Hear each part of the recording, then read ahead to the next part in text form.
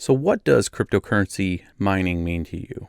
This is a good question, and I imagine for most out there, the obvious answer has to do with investing in some equipment, feeding that equipment some power, participate on a crypto network, and for all that effort, you're given a token that happens to be worth money. But if you peel that back a layer and follow me over the next few minutes to a place that before the rising exposure price and infinite amount of TAs dropping out daily forecast, there was a place that a few like to hang out, test, fix, and iterate on a technology marvel of digital consensus and raw machine power-backed security. The platform for this was using CPUs and GPUs, and given the fact that PC technology had proliferated worldwide, the opportunity for participation was centered around the basic concept that if you could retask your available non-work cycles to hold up a network, you'd get a token for that behavior. While the basic concepts have not changed that much, the culture and the amount of options have expanded nearly exponentially. Within the static, many projects, conferences, email, and Twitter spam, one project stood out to me this January at the North American Bitcoin Conference. The concept was simple: leverage the 400 plus developers that contributed, plus the 9 years of effort that went into Bitcoin, clone it, and iterate on top of it. The project I'm referring to is RavenCoin, and its first order of business was to adjust the underlying algorithm, which was crucial to how cryptocurrency will reinforce its security through proof of work and lay the groundwork on how it can be mined.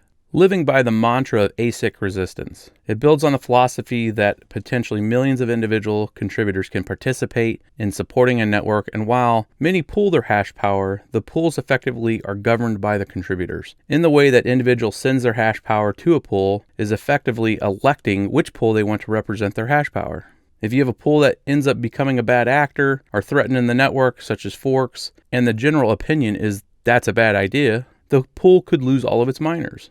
As comparison to something like Bitcoin, where any of the larger pools are also owners of the equipment, changing the leverage point. The focus on providing a base platform, launching a coin with no pre-mine, essentially a fair launch, and then letting the action speak louder than words on the approach in terms of not rushing to get listed on any exchange, ignoring overall price, and focusing on finishing roadmap and technical aspects, gives us a very nostalgic approach to the original days of Bitcoin.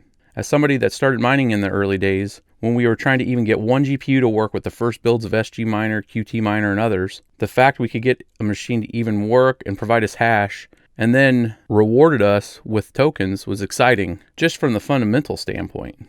Some folks have asked me why RavenCoin, and I can't help but to go back to that original question. What does mining mean to me? The concept of making a contribution, providing hash power to a project in exchange for its token, brings me back to the good old visionary days of cryptocurrency, on what the development team could do with an approach that isn't spending cycles on refreshing its blockfolio every day.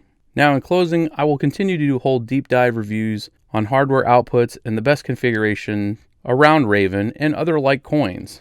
And this means no hit on Bitcoin, as it is the original, longest chain, most secure, and real godfather over all the rest of the cryptocurrencies. We've provided a few links in the description below if you want to learn more about it. And of course, thanks for your continued support and feedback.